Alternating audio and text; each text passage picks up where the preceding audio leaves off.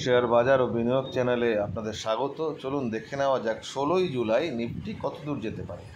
দেখুন, আমরা 15ই জুলাইয়ে বলেছিলাম যে বাজার যদি ফ্ল্যাট খুলে, মানে হচ্ছে এইখানটায় বন্ধ হয়েছিল, এই জায়গাটায় বন্ধ হয়েছিল, মানে হচ্ছে গিয়ে ওই 87-র কাছাকাছি। আমরা বলেছিলাম যদি ভেঙে যদি 110-এর উপরে চলে, তার আগে বাই হবে না। 110-এর উপর চলে তাহলে 150, আর 170-এর উপরে চললে তাহলে 220 থেকে 250-এর মধ্যে যেতে পারে, কিন্তু তার উপরে যাওয়া খুবই মুশকিল। কথা আমরা বারবার করে বলেছি, এবং তারপরে কিন্তু ওখান থেকে একটু নিচের দিকে আসতে পারে, একদম পরিষ্কার এই কথাটা বলা ছিল।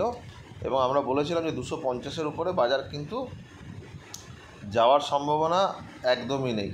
দেখুন, এবারে সকালে বাজারে খোলার পরে যদি আপনারা দেখেন, একদম এখানে প্রথম ক্যান্ডেলের পর থেকেই ইন্ডিকেশান দিতে আরম্ভ করেছে, মানে 120 যখন ভাঙলো 150 অবধি গেল, গিয়ে একটু নিচে এসেছিলো। এইটা মানে প্রথম ক্যান্ডেল, সেকেন্ড ক্যান্ডেলেই দেখবেন নিচে চলে এসে, নিচে এসে এত নিচে কিন্তু আর আসেনি, এই 25,060-70 এর কাছাকাছি আসেনি। আমরা বলেছিলাম যে এই জায়গায় বহু সময় কাটিয়েছে, সুতরাং এখানে এসে সাস্টেন করবে না, এখান থেকে উপরে যেতে পারে।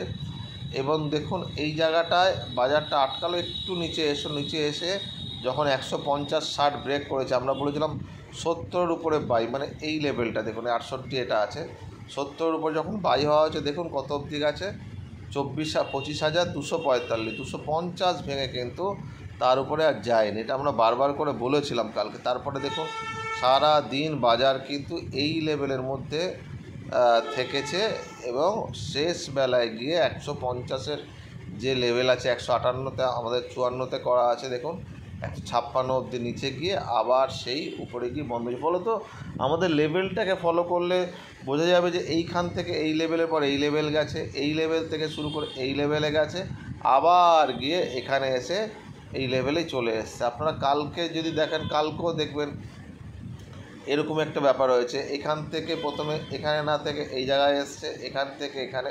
দেখুন, লেভেল কিন্তু কথা বলে, লেভেলটাকে মনে রাখলেই কিন্তু নিফটিতে খুব সহজে ট্রেড করা যায়। যাই হোক, 16 তারিখের আজকে রিভিউতে চলে যাওয়া যাক, বাজার কত দূর যেতে পারে। দেখুন, বাজারে 3টে জায়গা আছে। এক হচ্ছে বাজার এই জায়গায় কিচ্ছু করা যাবে না, 160 থেকে 220-র মধ্যে কিছু করা যাবে না।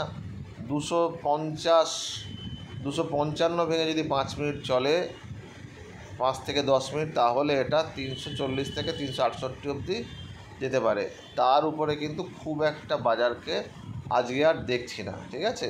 মানে 350 থেকে 368। আমি কালকে রিভিউতে বলেছিলাম যে বাজারে যদি সেকেন্ড আওয়ারে যদি একটা উপরের দিকে মুভমেন্ট আসে, 250 পার করে যদি ফোর্স নেই, তাহলে এটা যেতে পারে।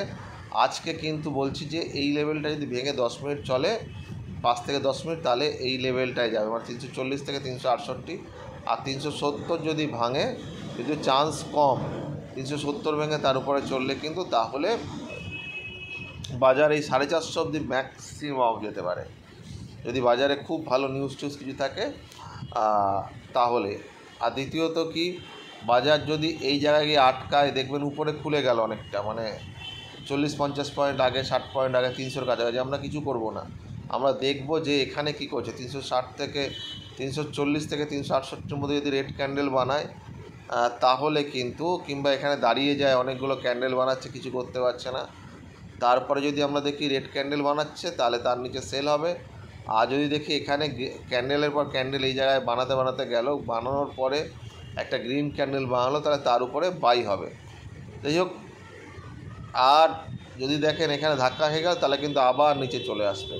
বাজারে সেল কোথায় হবে? ধরুন ফ্ল্যাট খুলে গেল এই লেভেলের মধ্যে, তারপরে গিয়ে 150-এর লেভেল আছে, 145 ভাঙলো, এই লেভেলটা ধরুন 140-এর কাছাকাছি ভাঙলে কিন্তু বাজার আবার 25,040 থেকে 60-এর মধ্যে চলে আসবে। কিন্তু 25,040-এর নিচে গেলে এই লেভেলটা করা আছে 980 থেকে 950, এখানে কিন্তু বাজারের আশা কিন্তু এবার একটু মুশকিল হয়ে গেল, কারণ 25,000টাকে ভালো একটা সাপোর্ট বলে বাজার কিন্তু গ্রহণ করেছে। এবং আপনারা যদি আগের দিনগুলোতে দেখেন তাহলে দেখবেন এই জায়গাতে কিন্তু বাজার এর নিচে নামতে চায়নি, এখানে 25,000 থেকেই ঘুরে গেছে।